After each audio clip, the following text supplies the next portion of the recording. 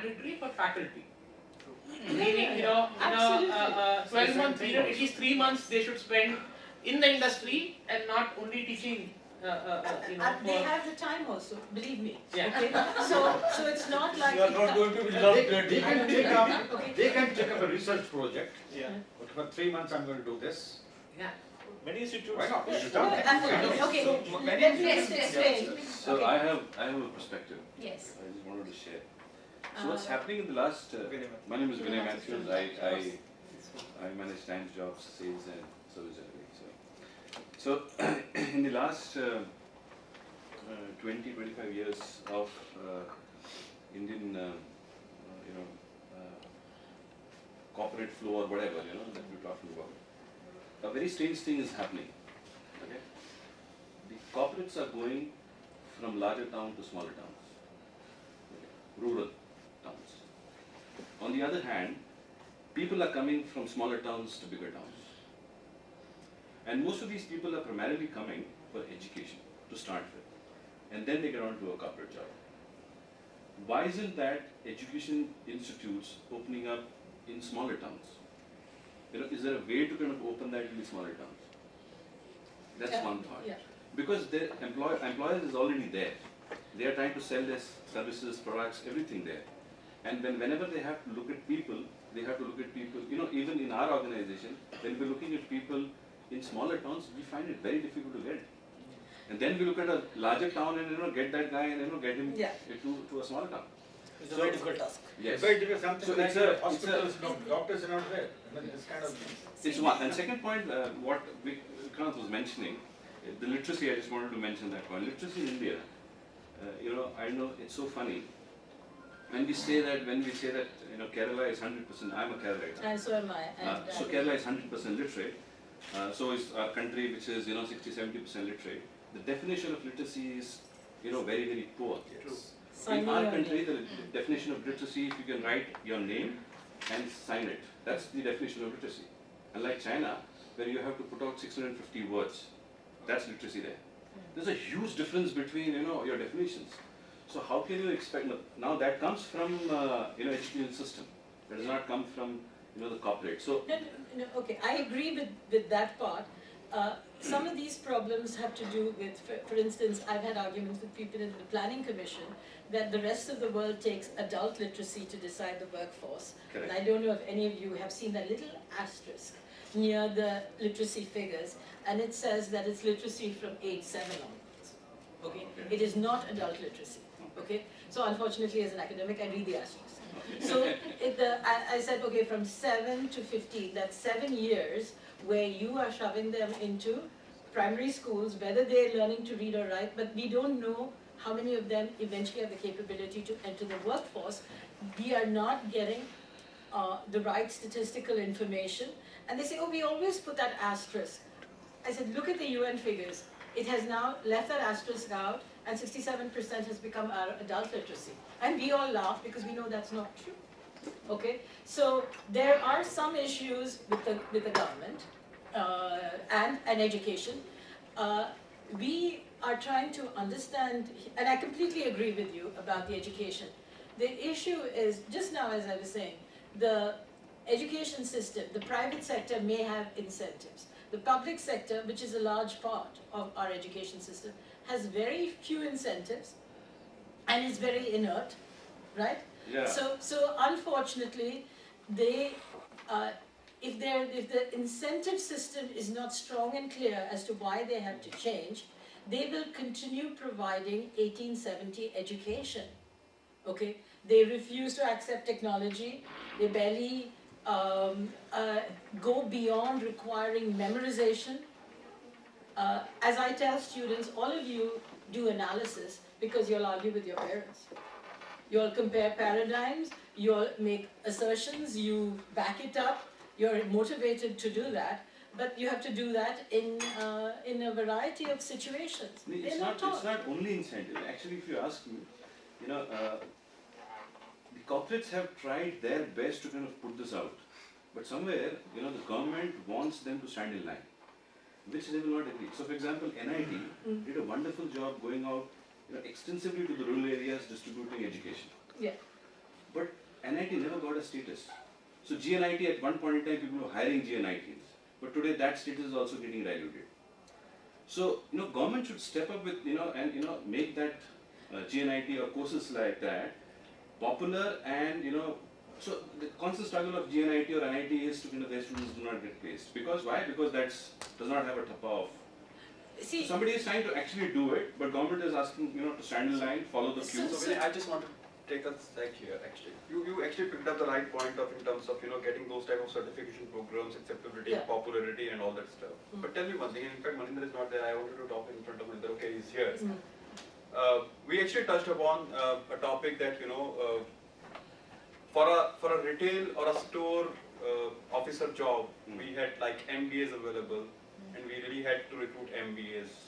I mean, we recruited MBAs. It's not because the 12th pass guys or the graduates were not available for the job.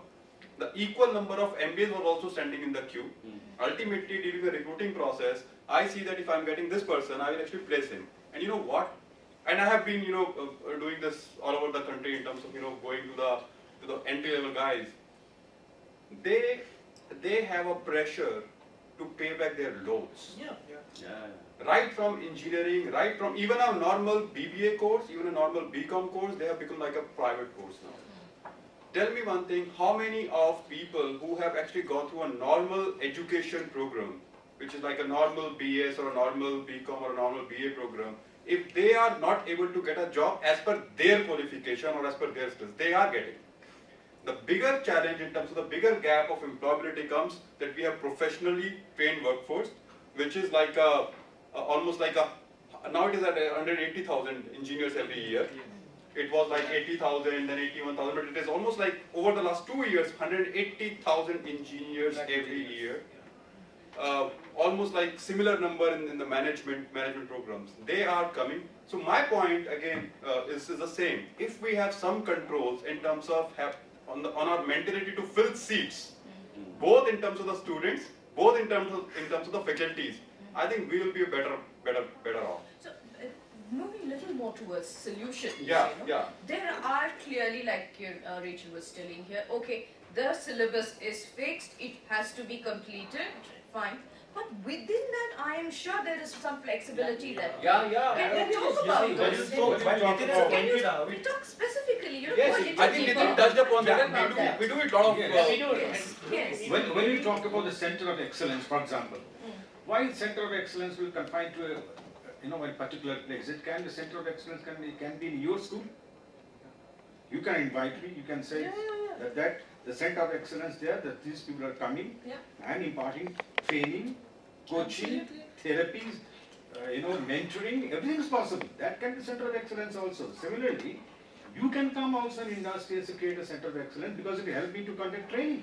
Absolutely. I can get some of the best faculties from there also. So it is not that center of excellence is confined to only one place, industry. It can also be center of excellence in your campus. That's number one. Number two, when you talk about the experts, surely the experts are also coming and joining you. You're also coming and helping them. And through the research, through symposium, through case laws, case studies, and that is the way probably this kind of connect will be possible. And you cannot get 100% solution. At least there is step forward, It is building a case. As I was mentioning in the beginning, if the human capital formation we learned when we were in class 8 or class 10, human capital formation still exists. The question is, modus operandi to be how it is to be done. Another thing, I won't take more than a minute. Nobody today, especially leading some of the IT companies or some of the engineering companies, people don't have time to train people. There's no management training concepts are over now. I want people who are coming from the industry, from the base school, will work tomorrow. He wants to deliver. I don't have time to train you. But this mentoring program, this kind of connect, probably to some extent, will relieve this kind of, attention, a kind of, should I say, tension in the sense because it is tension of the parent's end, He doesn't know what kind of job he's going to get. As he was mentioning, both mechanical, electrical, they all move into the one discipline because they feel they all move like that. So there's no, I don't think there's impossible things to do. What is required a kind of mindset. If we really move towards that little step to start with, probably we will be having 10% of the population, moving into this kind of thing. But yes, in due course of time, it will have a larger impact and larger, applicability. So Yes. these students are concerned. I get that. See, Ajoy, see, the thing is, yes, the corporates are ready to do, but there is only that much time. So probably there is something more that the corporates can do, or probably, Rachel, you could help us out here. Also, is it possible for the corporates to clearly define what are the skills that are required? So for instance, if there's somebody who's looking for a professional in, let's say, multiplex operation, so while is it clearly defined anywhere what are the skills that are required? Look, there is one way how am I going to perform tomorrow, but believe me, every interview somebody is going to ask me, tell me 5 principles of marketing of Philip Kotler. Philip Kotler. That's memorization, but hang on. That's the way to I'll answer your question. Actually, there is a government initiative, and I know it's easy to sort of mostly play the government and the education institutes, but we are part of an initiative. The NASCOM, I know it's wider than IT, where occupational standards are being developed for various jobs. Yes. Right? In India, we don't have occupational Yeah. standards, a common definition. Yeah. So that's underway. So we are that part of that body for IT, ITES, but various industries are doing. So occupational standards are being defined. Once you define the occupational standards, the competencies, the skills, the nitty-gritties, then you have a common currency to talk about. Then you know that a customer service retail person is fairly close to a contact center customer rep, is fairly close to a car salesman, because there are common competencies and skills required. So that's happening. And I think that will help us define the common And also then the standard. courses can be revamped, because once your skills are clear, once your skill set or the requirements are clear, probably then the academia can step in and create courses to address those skills. Right, and I think it needs to be quite intensive, Yeah. So like It is happening also. like Ajoy mentioned, the mentor. Frankly, we've tried to sort of work with certain colleges and educational institutions. We tie up with them. What I have seen is that it's either you engage at a very superficial level, then both parties don't get the Yes. so any return for the time invested, Yes. right? Yeah. You do something, you'll hire 3 people from there. They'll say we'll give you courses, but nothing much happens. Or you really adopt only a few colleges. Each company takes up only 5 colleges or 1 type or something. And then you go really deep, you really impact the curriculum, you really take on the students who do, some apprenticeship kind of, or summer internship or whatever kind of thing in your place, and then you hire in large numbers. So I think, that would be a concrete solution for companies to really adopt. And I think this is what companies should do, right? Many companies would do it, whether some do it for talent, some will label it under CSR, corporate social responsibility, so it's just charity according to some people. And for some people, Why should it be Yeah, charity? it's not charity. It is It's not charity. It It's is not not charity. charity. It's It's not a charity. I'm saying It's a win-win for companies both. define it that way. No, no. Yeah, but Yeah, I'm but many saying, see it as a cost with no benefit. well, no benefit, that's So what they're they saying define that's it. CSR. Because there is talent, so ready talent to Yes, yes, Just yes, one second. exactly. Yeah, I think I have some context here. Nitin, I think 2005, Yeah. 2004, NASCOM started the same initiative. That was specific to IT and ITES Yes, services yes. organization. 2004, 2005 started. We were also, partnering with NASCOM. The same model. We also adopted 4 colleges, CSC, HCL, most of the organizations, adopted 4, 5 colleges depending upon their bandwidth. Ultimately, we started into the direction. And those colleges that we adopted were really like a tier 2 college or tier 3 college or tier 4 college, because tier 1 college will never come to you in terms of tie-ups. Yeah. They have their selection processes and everything cared for. They will never come to you in terms, because their students are in demand. There you will fight for a day 0, day 1 slots. Right? So what happened that we also started, I mean that's again like follow-ups and all this stuff. Ultimately, that project, I would say kicked off very well. Had very prominent, I would say, people or leaders to lead that stuff, but ultimately that failed again because of some type of government restrictions on the courses, and also on the second part, the mentality of the educational institutes to fill their empty or their seats first. 240 seats, right? 60 seats per 61, course, 20 to 40. right? Yeah. The demand is 80% demand in IT, 20% demand in other sector, but they will actually have only 160 seats for computer, 60 seats for IT, 60 for mechanical, 60 for civil and all that stuff, but they will actually fill all the seats. Right. So the point was, and not only fill the seats, they would also compromise in terms of the people of the quality which is coming in actually. Which is where I said, maybe the industry Right. can be involved in the selection. Absolutely. I would like to suggest something here with our experience which we had recently. You know, there is a digitization drive going on with all metros in first phase and another 38 town in phase 2 and then rest of the country. This whole thing has to happen by 2040. And in this process, many of the customers will move from cable to DTH service provider. Now, to install a dish requires certain capabilities on part of individual. Unfortunately, none of the institutes in India, ITI institutes, cover DTH installation or DTH service in their syllabus. Now, industry is facing the challenge. We in Dish TV took this initiative that we will train ITI students in DTH even if the colleges don't have this in their syllabus. Let's provide this as free service. We hire trainers, we train them, and we talk to 1,000 institutes. There was less cooperation from institutes, more from students. They were volunteering that I will learn this course and I will become a volunteer, I will become an installer. If you get the order, you pass on to me, I will work on this. So you see, we unfortunately, in our discussion also, we have focused only on one side, that is employability. We have totally neglected the other side, that is how to develop entrepreneurship and how to develop that capability in our students. That is missing. Unless we aim and train ourselves to win a medal in Olympic, we will never win a medal in Asian Games. So we have to train and aim for Olympics. So unless our students are trained to become entrepreneur, they will not be able to become a good employee also. How can you imagine a person to become a good general manager if he doesn't think like an entrepreneur? He has to have that capability. I will tell you, if we would not have done this course, we did it unilaterally. None other players in the industry cooperated with this. We went unilaterally, and so many of these guys were over flooded with work, and many of them were installing the Dish TV in, or other DTH products in Delhi, even at night, 2 o'clock, 3 o'clock. So they were willing, they were earning money, they were self-employed.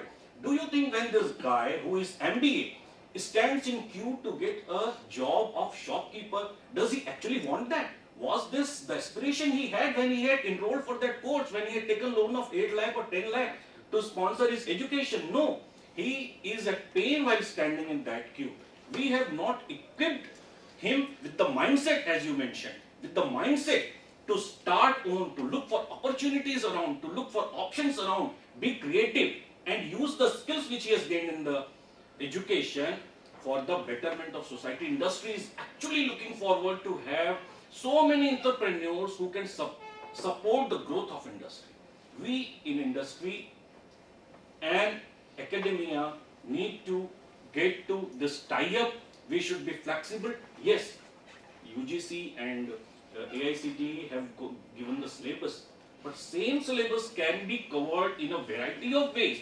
Different institutes cover the same syllabus in different ways. Yes. Yeah. There can be same piece of cloth which can be tailored according to the need of the time, according to the fashion. We need to look at this aspect.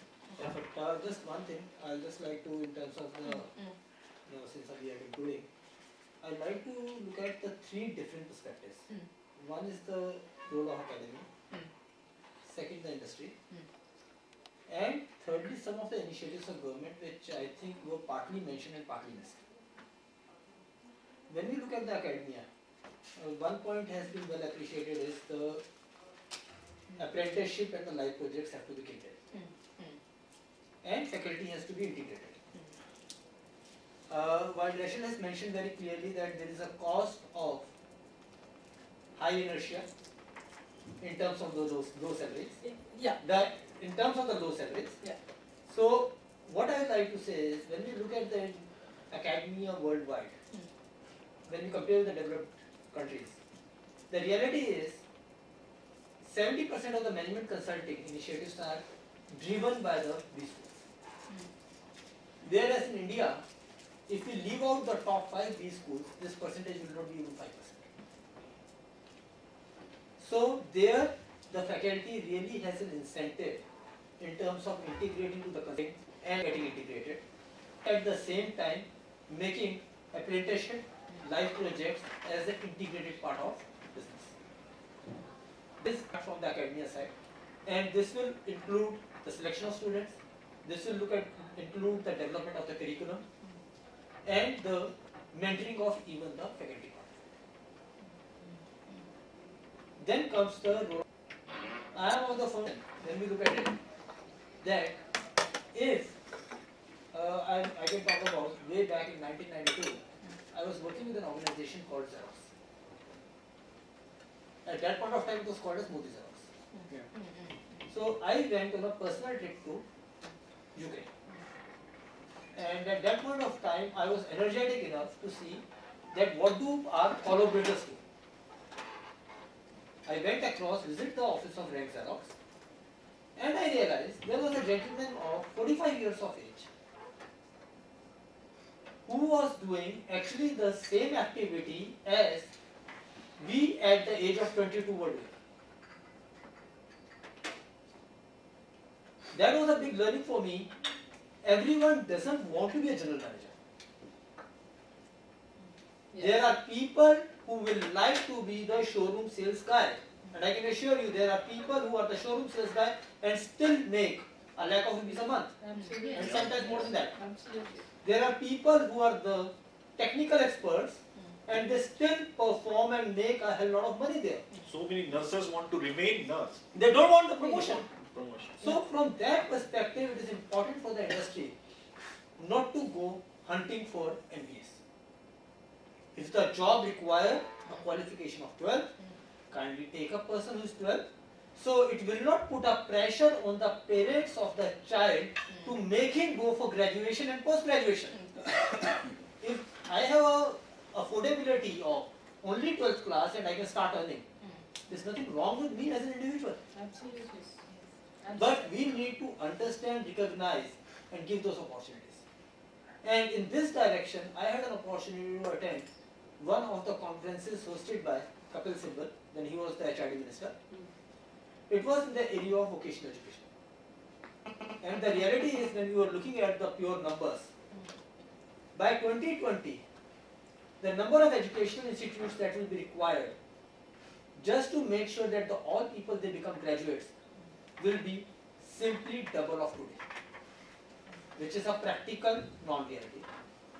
That is where what Nitin was mentioning was the establishment of the occupational standards has started off. There are societies in terms of the telecom, ITES he has shared, telecom, I am one of the members. Similarly, there are educational standards in the area of healthcare industry. These things have started off. And secondly, government is talking about creating a credit-based system where there will be a person who will be a graduate in vocational studies. There will be a course which will be a post-graduation and even the doctorate in vocational studies. There is nothing wrong with that. Absolutely. So that is an integration where I can do a 6-month course, go start working. As per my affordability, I keep on upgrading my credits Absolutely. and get the necessary qualifications and go in life. And the last part which government is doing, which Mr. Shinoy keeps on really discussing, but still it has yet to catch up. And it won't catch up till the time occupational standards are really defined, is what NSDC is doing in terms of development of the vocational standards. In terms of they are giving the subsidy, they are giving the grants, they are giving the loans, in terms of developing the vocational skills. And once we get that structure right, it will reduce the pressure for going for the higher education. So the people who really want to pursue higher education, they will be going for that. people don't go for higher education as it is happening today for the sake of getting a job. So, in my opinion, when we are looking for a solution, it is not going to be a single side effort. There has to be an effort and the focused energy from the perspective of academia, from the perspective of industry, and possibly I could think of few of the things which government is doing and many other things which have not been happening, which needs to be integrated, because this is what will change the face. And what she is sharing, what has been said is that practically only 2% of the population needs to be in agriculture. That is a far more scary scenario than having the double the number of colleges by 2020. Yes, precisely. If all of them have to get an MBA to get a job, my God, what is? I mean, it's an untenable situation. It's a question of demand and supply. It happens like this in the peer group. He's MBA, he's MBA. He's MBA, so I have not got any admission in MBA. So there is a position, there is an institute. That issue. Let me Can I go have on some there. concluding remarks, probably from the corporate? What is it that you would be? Are you open to? Suppose he's not an MBA, but ready to take on. I'll give an example. Each of you, Yes, I just give an example. Okay, start. So I'll tell you what. We'll start MBA, not MBA. I know for sure Okay, yeah. that you need that. You need that, and otherwise you're under a lot of pressure. Not only from corporate world, but also from a social setup as well. Society. I knew a friend who was a very talented guy, very talented, very bright, Stevens pass out. Okay, he was a plain graduate. He was struggling to get married. Believe me. Yeah. Struggling. He was wanting to marry a doctor. He was struggling. Bhagwa ki shaadi karni padi usko. So that was the case. So it's not it's not only the, so one point I wanted to kind of get an understanding. If the government is doing a lot of things to kind of skill people, and I'm sure that the academia is being used to kind of skill them and give it back to the corporates. That's the point you mentioned, right? No. I was not saying the government is not doing. I said, we should They're not planning think to the do government that. is not doing anything. There are certain things. It's not that. Is already there. Yes. There are My private question- organizations. Yeah, who my are question more- is the academia, so the skill is something that is kind of quite dynamic in the corporate setup. It keeps changing. Right. So is the academia get enough to kind of have that kind of learning come back to us? Yeah. So for example, if you're hiring people or teachers in a particular domain, and tomorrow the skill changes, you have to hire a different set of people, you have to kind of ask some of them to go, some of them to, is the academia get enough to kind of, or is it some standards that we're talking? That's what I was saying, that every academician should be told that 3 months in a year you have to work with an industry, which is what I was saying. So you can't totally churn the people, but you have to tell them You learn, okay. every 3 months in a year you have to. Yes, Ajoy. Because otherwise most Concluding of remark us, is from the corporate sector, what could you See, I'll give two live examples. I think this would answer your thing. We had asked for some frontline sales officers, and we mentioned that they'll be plain graduates across the nation, east, west, north, south, subject. Believe me, it is leaving a 10 to 12% graduates or MBAs, 25 places. Whether post-graduation with correspondence or this and that. Fact remains, as I said, certificates, hungry. So I have got the certificates, I have no option, I have to take them. I have no option. Because it is pity on my part if I rejected them, because they are looking for it. This is number one. So there is a demand supply perspective. And another aspect is that yes, there is enough scope, enough possibility. If a small step is taken, doesn't matter a very small step, as I said, a connect between a great center of excellence in both the places. So there is a possibility that I go there and she comes to me, and that mentor-mentee kind of relationship starts right from the beginning, because there's every possibility out of 3 or 4 students coming, one will be picked up and not by me, but by probably him. I can always say, look, ecosystem. yes, can you, he is my mentor, he was with me, I found it damn good, there is no position. Can you consider? हो सके इनके पास जाएंगे, there's a possibility he can take, or he can refer to Amit. Yes, Maninder, your concluding remark. See, my concluding remark will be, at Viom Networks we are primarily engineering organization. in the past 2 years we have done one small change. Earlier we were recruiting all graduate engineers. We have done one small change, that is, we decided instead of graduate engineers we will go for diploma engineers. Because the work that we were doing was more focused and it required that skill. And we have reaped the benefits.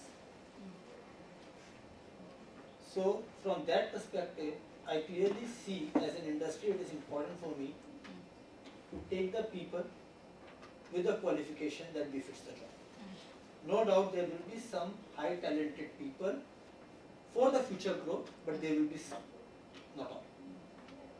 From the academia, I see a great opportunity, I repeat the word great opportunity, in terms of integration of the students, integration of the faculty. And that opportunity will be there for development of the models, creation of the new patents, looking at what are the things, what the industry is doing is not the best and can certainly improve, and certainly integrating back with the academia for content development, for giving the industry perspective. So there is a huge opportunity, and in that I would just like to share one simple thing. I was there at the school of my children in the parent teacher association meeting, and principal mentioned a thing which actually scared me for a moment. She said, I am these days happy with every time a teacher gets retired, because the old teacher has a salary of about 60 to 80k, whereas the new one comes at a cost of 20k. Oh. I am able to afford it. Oh, I was thinking, it's a new dynamic person coming in. So that is what was scaring me.